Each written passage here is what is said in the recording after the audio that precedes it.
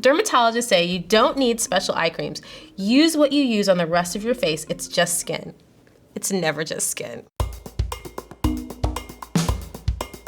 Hey guys, my name is Dr. Michelle Henry. I'm a board-certified dermatologist practicing in Manhattan, New York, and I do the full range of dermatology, so everything from skin checks to acne consults to skin cancer surgery to Botox and fillers. So I'm excited to be here with you guys today. We're gonna take a deep dive into the Go to Bed With Me comment section, and I'm gonna answer some of your most burning questions.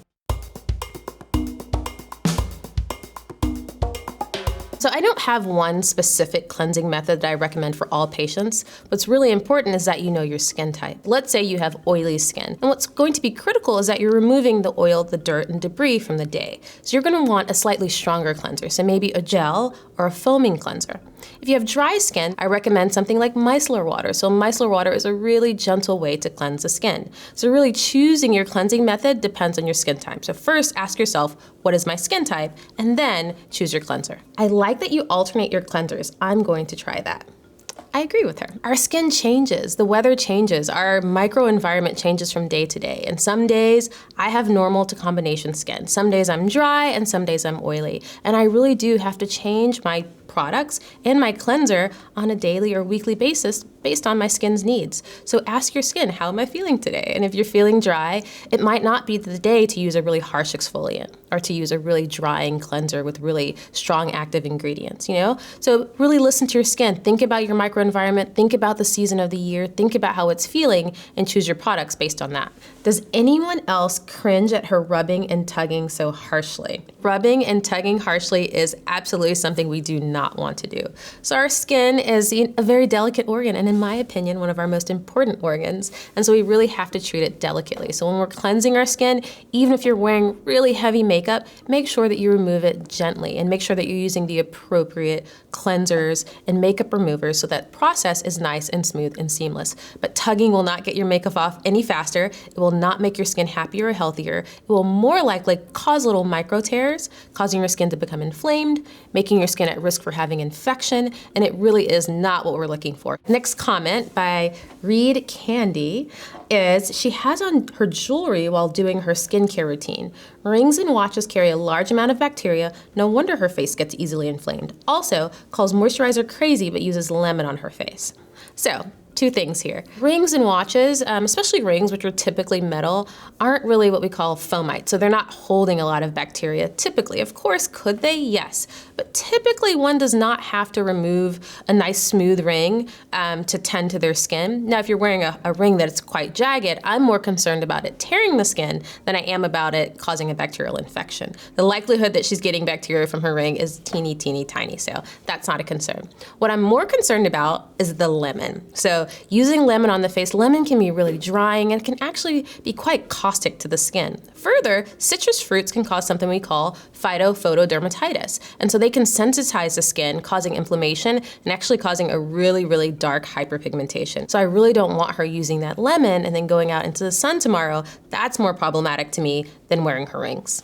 Exfoliators shouldn't be used as a second cleanse. It should really be a cleansing oil to break up makeup, followed by a gentle water-based cleanser, like a gel cleanser, to remove remaining dirt and whatnot. But whatever works for her, I guess. She's gorgeous. I don't agree with this. It depends on the exfoliator. So if you're wearing really heavy makeup, an exfoliator is not going to be able to exfoliate the skin. And why are we using exfoliators? We want them to remove the dead skin, of course to remove dirt, oil, and debris, but they're usually more effective at removing dead skin. And we want to first remove that barrier. So if you're using a makeup that's heavy, I'd prefer that you use an oil cleanser or whatever cleanser you're using to remove your makeup, and then use the appropriate exfoliant afterwards. If you're starting out a new exfoliation regimen, I always recommend no more than once or twice a week and gradually work your way up. It also depends on if you're using physical or chemical exfoliation. So physical exfoliation or manual exfoliation, which is using something like a spin brush or using something that has beads in it or even sugar granules, something that's manually exfoliating, is oftentimes a little bit harsher than using a chemical exfoliant. So with whatever you do, it's based on your skin type. Start out 1 to 2 times a week and gradually work your way up based on your tolerance. Foam cleanser can't remove makeup completely, and they all feel light on the skin. It's foam. I don't necessarily agree with this either. So it depends on the type of makeup. So if you're wearing Your daily makeup, a really robust foam cleanser, especially a foam cleanser that has ingredients like glycolic acid or salicylic acid, which are really great at exfoliating and breaking down dirt, oil, and debris, can remove makeup from the skin. If it's for daily makeup, a foam cleanser, the appropriate foam cleanser, can work and can give you an efficient cleanse.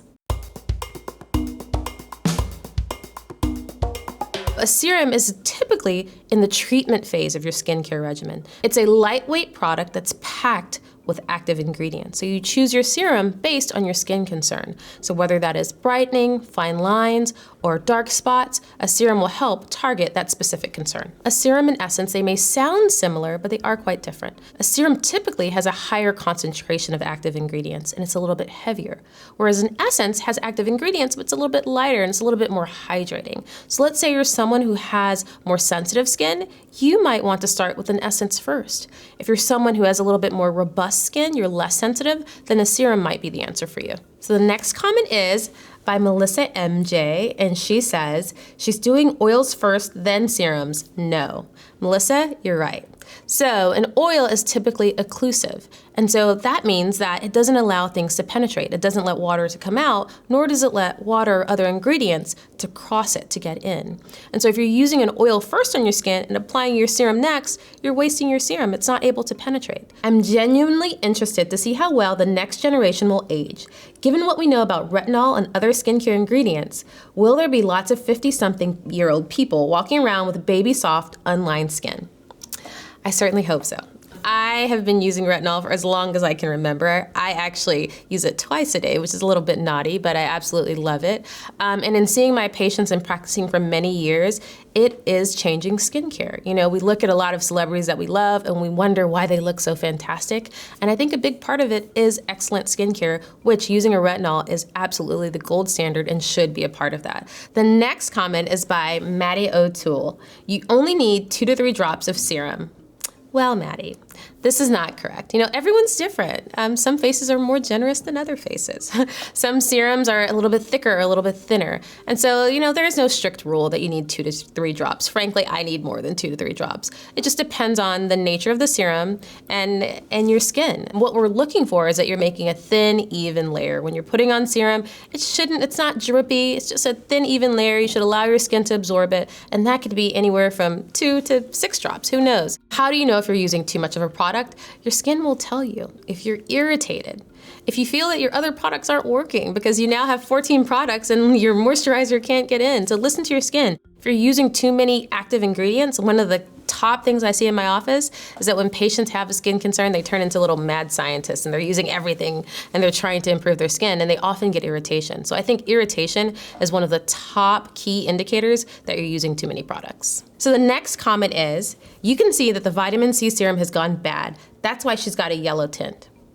Well, this is incorrect. Vitamin C serum typically has a yellow kind of golden hue. So you really can't tell that it's gone bad by looking at it. I mean, if it smells bad, then maybe you could tell, but by looking at it, it's really difficult to tell. When you're buying a vitamin C serum, what's key is that the bottle should really be opaque because vitamin C can be quite unstable.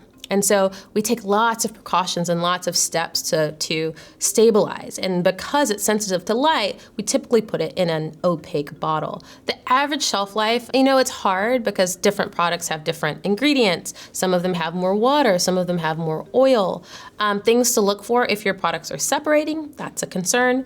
Typically you get about a year with your products. Things that have more water in them, you get closer to 9 months. But typically at about a year, you're safe with most products. Once products have gone beyond their shelf life, A, they're not as effective, and B, we start to worry a little bit about safety. Once those preservatives aren't working in the way they're intended to work, then you can have bacterial overgrowth in your creams or your moisturizers or your cleanser. So it's really important that you abide by those expiration dates.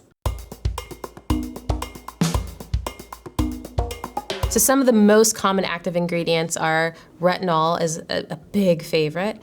Vitamin C is a huge favorite. Niacinamide is a huge favorite.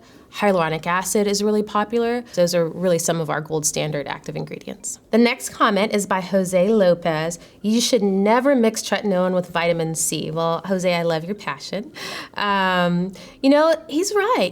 Vitamin C is a really labile ingredient. And so we do have some variations of vitamin C that are a little bit more stable, and the chemists are busy in the lab making more and more stable variants of vitamin C, but the most common version of vitamin C that we use in beauty products is a little bit unstable. You will see on the market some products that have a vitamin C and a retin A in them, and you wonder, how could this be? And that's because there are some variants of vitamin C that are a little bit more stable, but the average vitamin C that we see in most beauty products, we cannot mix with acidic ingredients like tretinoin, retinoic acid. I know that a lot of people and a lot of my patients will mix two products together to save time. But what we want to make sure we're doing is getting the full potency and full efficacy from our products. And sometimes if we're mixing them, we're inactivating them. So we have to be really smart about what products we mix. If we're mixing moisturizers, which have more just hydrating ingredients like hyaluronic acid, ceramides, aloe vera, oftentimes those are very safe to mix and layer.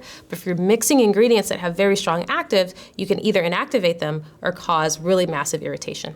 Another tip is if you want to use multiple active ingredients is to either alternate them, so alternate day to day, or morning and night. For instance, I use a vitamin C serum in the morning and I use my retinol at night because mixing them together makes them a little bit less efficacious. But if you want to get the benefit from both, alternating or doing an AM/PM regimen is perfect. So the next comment is, I have sensitive skin. Should I use anti-aging products like retinol? I don't think so. Then what should I use for? If you have sensitive skin, can you use a retinol? Absolutely. It's just about finding the right retinol for you. So retinol products come in varying concentrations. So they can be as low as 0.02% all the way up to 1%. And so you really have to choose the percentage that works best for you.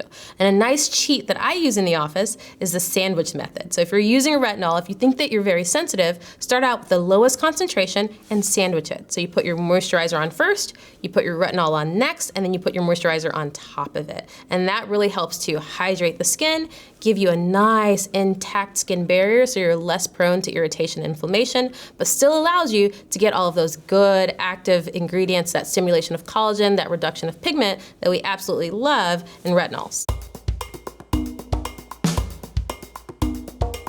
What a moisturizer does is that it waterproofs our skin and it keeps it healthy. It keeps the good stuff in and the bad stuff out. And so it's critical that no matter your skin type, whether you're dry, oily, or combination, that you're using the appropriate moisturizer to keep your skin functioning optimally and healthy. So the next comment is, I have normal skin and use coconut oil as my moisturizer.